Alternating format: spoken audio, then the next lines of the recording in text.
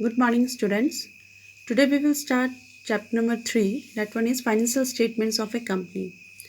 What is this financial statement? Financial statement are the annual reports which is displayed by the corporate means by the company to their owners means their owners or tax department और government to the bank जिसको भी इन्होंने अपने statement show करने हैं। तो ये आपने 11th में भी पढ़ा था।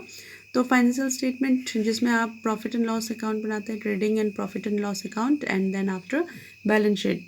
तो बट यहाँ थोड़ा सा डिफरेंस ये आ जाता है कि वहाँ तो हम सोल प्रोप्राइटरशिप की बात करते हैं और अपने अकॉर्डिंग बनाते हैं, वहाँ जैसा हमारी मर्जी चाहे वैसा हम बना करके शो कर देते थे, ठीक है, एक हल्का फुल्का परफॉर्मा लेकर के। बट यहाँ पे कंपनी की जब बात आती है तो कंपनी की बात आने पर हम क्या करते हैं, एक प्रोसीजर फॉलो करते हैं। जो कंपनी एक्ट में हमें प्रोसीजर दिया गया है वो प्रोसीजर हम फॉलो करते हुए इसमें हम स्टेटमेंट बनाते हैं। तो इस चैप्टर में हम इस टाइप की ये प्रोसीजर फॉलो करते हुए हम अपना बैलेंस शीट बनाएंगे, ठीक है। तो बैलेंस शीट एज 31 मार्च 2000 जितना भी ईयर दिया होगा क्वेश्चन में। और सबसे पहले हम क्या लिखेंगे, इक्विटीज़ एंड लाइबिलिटीज़। लाइबिलिटीज़ का पार्ट हम यहाँ पर पे लिखेंगे और उसी के नीचे हम एसेट्स लिखेंगे। तो लाइबिलिटी के पार्ट्स में आपके 4 पॉइंट्स आ जाएंगे। शेयर होल्डर्स फंड्स, इसमें आपके ABC पॉइंट आ रहे हैं। Share capital, reserves and surplus, money received against share warrants. तो ये आपके किसके अंदर आ रहे हैं, शेयर होल्डर्स फंड्स के अंदर। अब ये परफॉर्मा आपका क्या है, शेड्यूल 3, कंपनी एक्ट 2013 का शेड्यूल 3 है ये, ठीक है। इसको अगर ऐसे बोल करके क्वेश्चन में आए तो भी आपको समझ जाना है कि आपने इस परफॉर्मेंस से इसको सॉल्व करना है किसी भी क्वेश्चन को। Next is the share, second point में आपका share applications, money pending, allotment जो भी आपने किया होगा वो आ जाएगा इसमें। Next is the non current liabilities आएगी आपकी, इसमें भी आपके D तक पॉइंट्स हैं। लॉन्ग टर्म बोरोइंग्स, आपके लॉन्ग टर्म बोरोइंग्स जैसे आपका डिबेंचर हो गया और 1 ईयर से ज़्यादा का आप जो भी बोरो कर रहे हैं, लोन ले रहे हैं, वो आपका इसमें आ जाएगा। डिफर्ड टैक्स लाइबिलिटीज़, अब डिफर्ड टैक्स लाइबिलिटीज़ आपके वो होते हैं जिसमें आपका एक तो कंपनी अपनी तरफ से टैक्स के लिए जो भी डिस्काउंट वगैरह करती है, और दूसरा जो है एक इनकम टैक्स डिपार्टमेंट अपनी तरफ से एक रूल्स फॉलो करते हैं, एक उन्होंने परसेंटेज दिया हुआ रहता है। तो दोनों में जो कंपैरिजन करने पर डिफरेंस क्रिएट होता है तो वो हमारा डिफर्ड टैक्स लायबिलिटी आ जाता है। और ये पॉइंट आपका एसेट्स में भी आ जाता है, जैसे ये देखिए डिफर्ड टैक्स एसेट्स। तो जब आपके ये अमाउंट ज़्यादा हो जाते हैं मीन्स एसेट्स बन जाते हैं तो एसेट्स पार्ट में आ जाता है, और लायबिलिटी बनती है तो लायबिलिटी के पार्ट में आ जाता है, ठीक है। जैसे आपका डेप्रिसिएशन का जो पॉइंट है, डेप्रिसिएशन लगाते हैं हम एसेट्स में, तो हम मोस्टली हमने जो भी डेप्रिसिएशन का चैप्टर पढ़ा था आपने 11th में, तो उसमें क्या देखा था आपने कि 10%, 5%, 15% या 20%। बट इनकम टैक्स जो है टैक्स डिपार्टमेंट में उसमें कितना प्रोसीजर बना रखा है प्रोविज़न के लिए, ज़्यादा बना रखा है, may be it is I think 60%, ठीक है। तो ये डिफरेंस क्रिएट हो गया, तो इस डिफरेंस से हमारा जो प्रॉफिट आएगा वो भी डिफरेंट आ जाएगा, तो इसलिए इसको डिफर्ड टैक्स लायबिलिटी में डाल रखा है। अदर लॉन्ग टर्म लायबिलिटीज़, जो भी लॉन्ग टर्म लायबिलिटीज़ होंगे हमारे 1 ईयर से ज़्यादा वाले यहाँ आ जाएंगे। लॉन्ग टर्म प्रोविजंस होंगे हमारे वो यहाँ आ जाएंगे। अब नेक्स्ट आपका है current liabilities, short term borrowings, trade payable, other current liabilities, short term provisions. ये क्या है, शॉर्ट टर्म्स के हैं, यानी कि 1 ईयर से कम के, और इसका टोटल हम यहाँ पर शो कर देंगे। Next come to the asset side. अब एसेट साइड आपके 2 पॉइंट्स आ जाते हैं, ठीक है। इसके अंदर सब हेडिंग्स आ रही है। तो नॉन करेंट एसेट्स, ठीक है, नॉन करेंट एसेट्स आपके जैसे फिक्स्ड एसेट्स जो करंट नहीं मीन्स तुरंत वाले नहीं होंगे, जैसे आपके फिक्स्ड एसेट्स हैं, और फिक्स्ड एसेट्स आपके बिल्डिंग हो गए, ये आपके नॉन करेंट एसेट्स में आ जाते हैं। ऐसे आपके जो शॉर्ट टर्म के होते हैं that is called the current assets, ठीक है, जो आपके आना जाना उनका होता रहता है, that is the current assets. और जो एक बार आप ले लेते हो और उसका यूज़ आप ईयरली मीन्स बहुत लंबे टाइम तक आप करते रहते हो, that is your non current assets. अब इसके अंदर आपका फिक्स्ड एसेट्स है और इसमें tangible assets, intangible assets.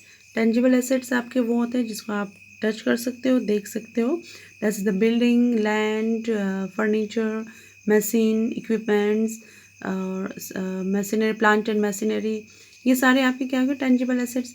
Intangible assets जिसको आप टच नहीं कर सकते हो, but debt are also the assets, जैसे आपका गुडविल है, पेटेंट है। Next is the capital work in progress.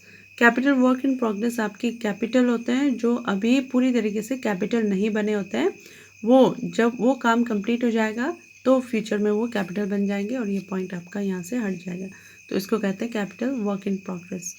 Next is the intangible assets under development, ये भी ऐसी है। इंटेंजिबल एसेट्स आपके, इंटेंजिबल एसेट्स हैं वो आपके अभी डेवलपमेंट में हैं, मीन्स वो अभी बन रहे हैं, ठीक है। जैसे आपका क्या हो गया, कॉपीराइट हो गया। Next come to the B point, non current investment, deferred tax assets, ये आपको ये वाले पॉइंट आ गए जो ऊपर आया था आपका डिफर्ड टैक्स लायबिलिटी, तो यहाँ पे deferred tax assets. Long term loan and advances, अब ये देखिए long term loan and advances आपका क्या है, लोन यहाँ आना था बट यहाँ आ रहा है, क्यों आ रहा है यहाँ पर पे, क्योंकि ये लोन जो है कंपनी ने दिया हुआ है, कंपनी को मिलना है, तो इसीलिए इसको यहाँ पर पे लिख दिया है। Other non current assets, come to the second point, current assets, current investment, जो भी आपके 1 ईयर से कम के ड्यूरेशन के होंगे वो यहाँ पर भी आ जाएगा आपका। नॉन करेंट इन्वेस्टमेंट हो गया, इन्वेंट्रीज, ट्रेड रिसीवेबल्स, और ट्रेड रिसीवेबल्स आपका वही बिल्स रिसीवेबल जो होते हैं, cash and cash equivalent, short term loans and advances, other current assets, और यहाँ टोटल करके आप अमाउंट शो कर दोगे, ठीक है। यहाँ देखिए इसमें पॉइंट क्या रहा है, नोट्स, इसमें हम क्या करते हैं, डायरेक्ट जो अमाउंट है वो शो करते हैं और इसका जो भी वर्किंग नोट है यहाँ नंबर 1 2 3 डाल देते हैं, और उसके लिए भी हम एक इसी टाइप का एक परफॉर्मा बनाते हैं, वहाँ पे जितनी भी कैलकुलेशन होती है वो शो करते हैं। सो let's start doing question number. Now see this question number 2. On 1st April 2017, Zumbo Limited issued 10,000 12% debentures of ₹100 each at a discount of 20%. अब देखिए 1 अप्रैल 2000 को जुम्बो लिमिटेड ने 10,000 डिबेंचर्स 12% डिबेंचर्स इशू किए हैं ₹100 ईच में, और 20% उसने डिस्काउंट किया, यानी कि 100 का 20% ₹20 डिस्काउंट ये दे रहा है। रिडीमेबल आफ्टर 5 ईयर्स, और इसको रिडीम कब करना है, 5 ईयर्स, यानी कि रिटर्न 5 ईयर्स के बाद होगा।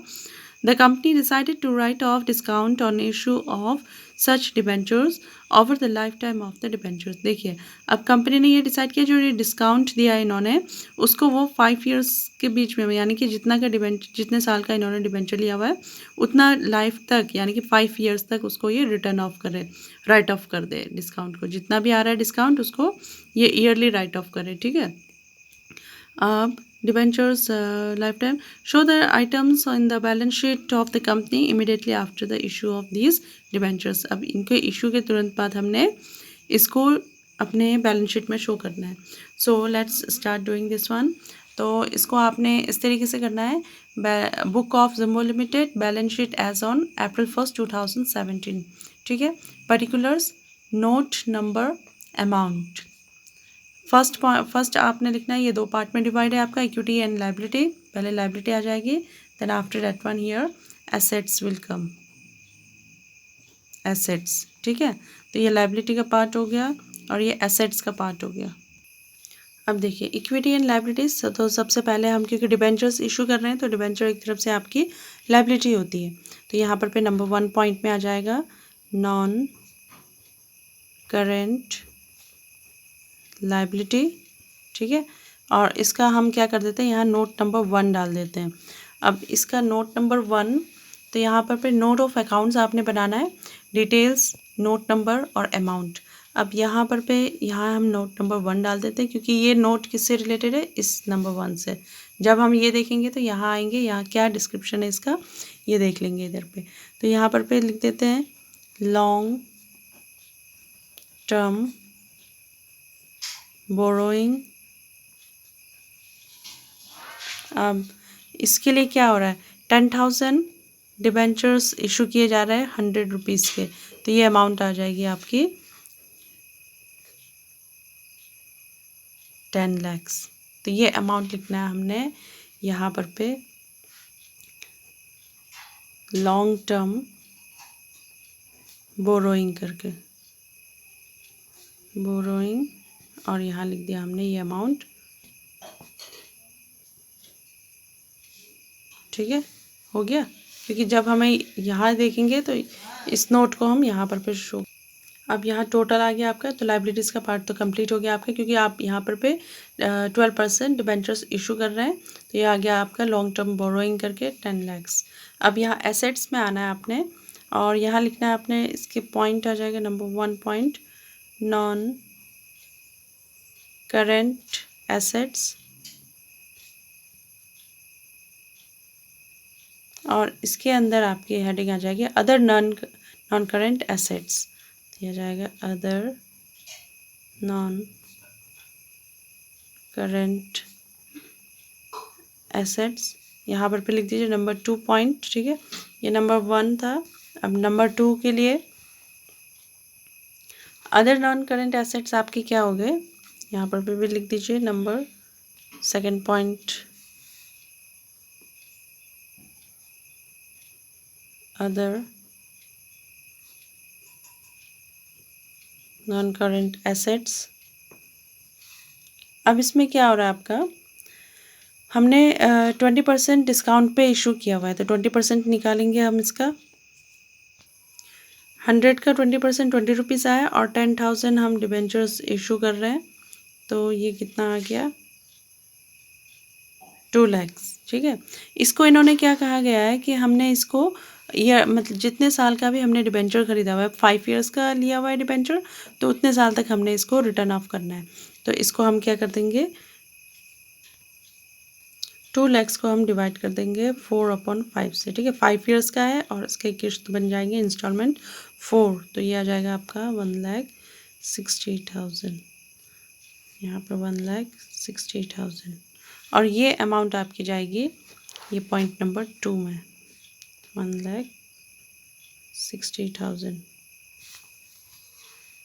अब नेक्स्ट क्या है, 1,60,000 हमारा कितना आया था, 2 lakhs का आया था, बट हमने यहाँ पर पे 1,60,000 लिखा हुआ है, तो जो 40,000 का था वो हमारा चले जाएगा अदर करेंट एसेट्स में।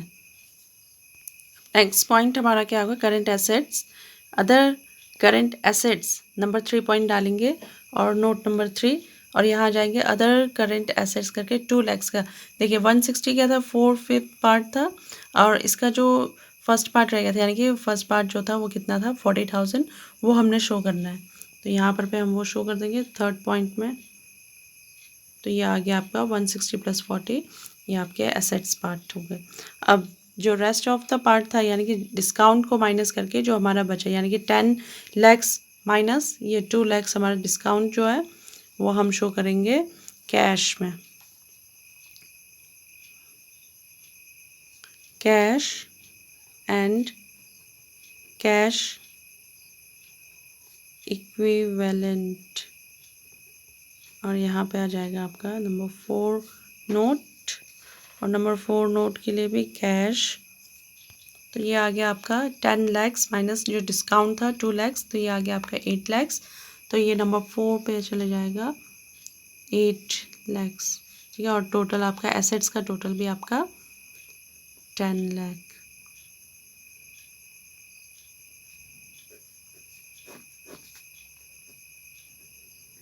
ठीक है, तो ऐसे हमने करना है, जो अमाउंट हमें दी गई है उसको एज इट इज़ जो कंपनी एक्ट है 2013 शेड्यूल 3 के अकॉर्डिंग हमने इस तरीके से अपना बैलेंस शीट बनाना है।